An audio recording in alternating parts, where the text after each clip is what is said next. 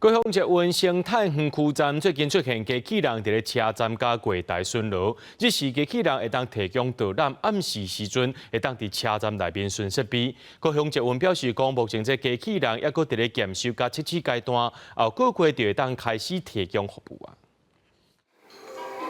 请问高雄捷运有多少站？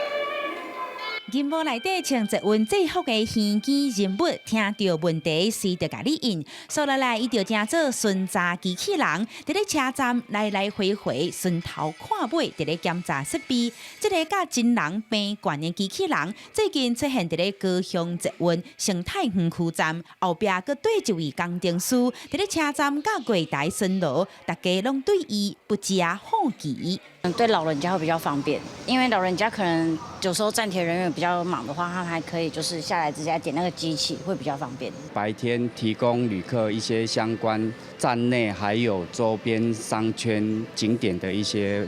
服务询答的内容。夜间如果没有站务人的情况下呢，他会做车站里面的巡检，看有没有月台门的裂缝。那川塘这边也是会看有没有人员逗留。高雄捷运公司表示，目前正伫咧生态园区站做机器人的测试，主要因为这个车站四周围的景点甲上宽比较较侪，伫咧服务台常常有旅客为着要问交通的问题，专排队排甲长落落。即马有2个机器人会伫车站甲柜台爬走，提供票务甲观光资讯的服务。另外，伫咧机器人的身上有倒8个光线感应器，嘛会当倒巡看车站的设备敢有升灯。